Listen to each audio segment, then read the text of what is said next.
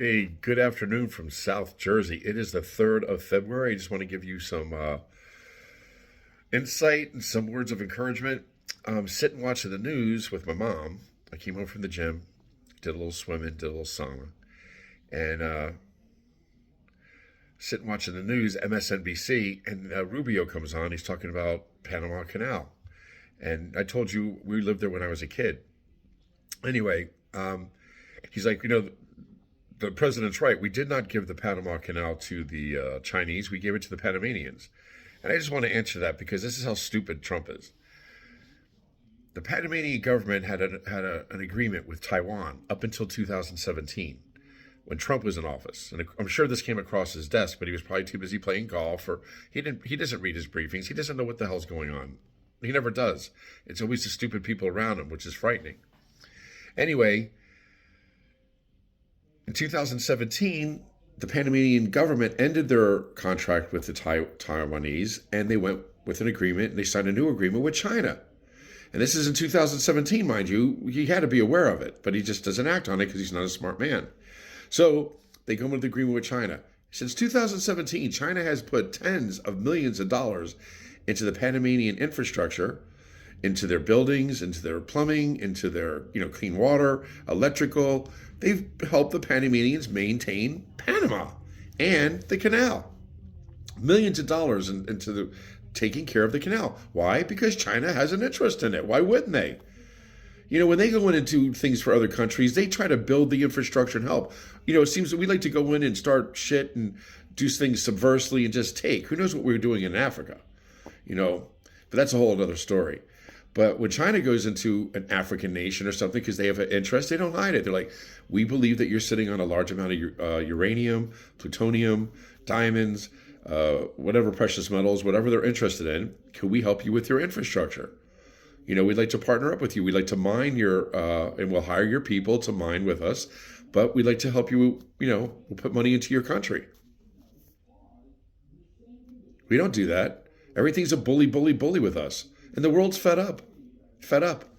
And I said this before in another video. All our military bases overseas and throughout the world are going to be jeopardized. When you have the world, everyone's pissed off at you, and they don't want your crappy, military. They don't want your stuff in their country. They're fed up. Anyway, that's why China is involved in the Panama Canal Zone.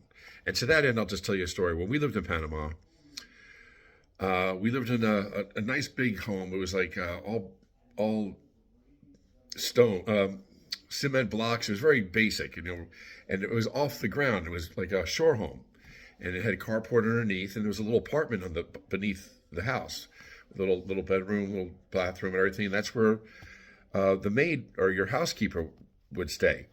And everybody on base was assigned a Panamanian housekeeper or maid or nanny, whatever you want to call them. Not servant, but to be there, to help you maintain your house and if you have kids. So I was 6, my brother was 3, my sister was 2, and Alda was our maid's name, our nanny. We'll just call her our nanny. So Alda was our nanny, and she used to make us cereal in the morning because I couldn't reach the bowls, and I'd wake her up. Alda, can you make us cereal? And she would reach our bowls and pour us our Rice Krispies and cut our banana for us. Just it was a good. She was sweet, and she loved my mom. So she says to my mom, Miss Cindy, I would like you to visit my village. So mom was like, yeah, sure, Alda.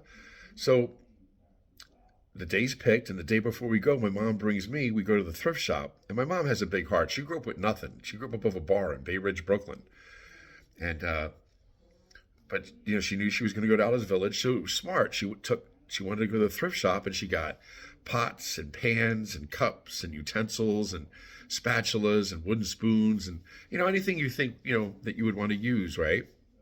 So she got a big bag of stuff, and the next day we meet Alda and we go outside the base, and we're getting on this bus, and I swear I look up and there's goats and chickens tied to the top of the bus. Okay, we get on the bus, 3 white kids, my mom, we're only white people on the bus, everybody's Panamanian, dark skinned, and we go into the heart of the jungle of Panama on this bus to Alda's village.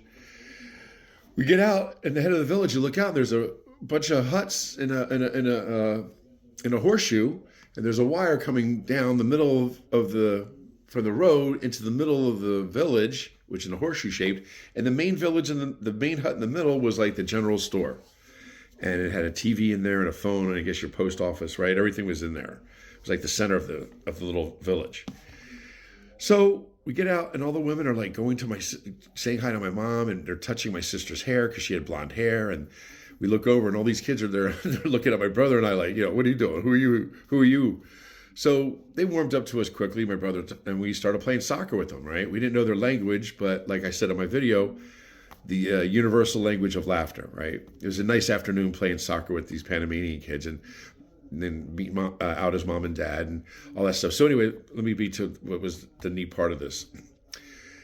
We played soccer all day. You run around, you get dusty and stuff and dirty. And at the end of the day, as the sun was going down, this lady came over to me. She grabs my hand and all the women come out and they start grabbing the kids. And my mom's holding a little Panamanian girl in her arms. And they all walk us behind the hut. And behind the hut, the main hut where the general store thing was. And there was a big wooden vat, like 7 foot, 8 foot in diameter, maybe 2.5, 3 feet off the ground, high. And all these women start coming out of the huts and they're all bringing water. And the few women that were with us kids, they started undressing us. And this Panamanian lady starts taking my shirt off. I look over at my mom. She's undressing a little girl with another mom undressing a girl. And I look over her for reassurance. And my mom gives me the nod, like, it's okay. So the lady starts taking my clothes off and taking my clothes off. And they put us in the tub. They're pouring water on us and they're washing us. They shake our clothes off, that's on the side. And they give us a little cleaning. They wash all those kids, right? It was nice. The women are talking. Everybody's getting bathed at the same time. It was kind of neat, And then after we were washed, the lady took us up, picked me up, and shook my clothes off and dabbed me dry and then dressed me. All the women did the same for all the kids. So then they walked all us kids over as a group to the front of the general store. And the man of this, in the village who owned the general store come out and he had a tray. And on their tray, there were these little Dixie cups that had frozen Coca-Cola in them, maybe 3 dozen little cups. So all the little kids, come out and all the kids and he's, offering it to us and we're all taking. And that was the most pleasant thing to have that little frozen Coke.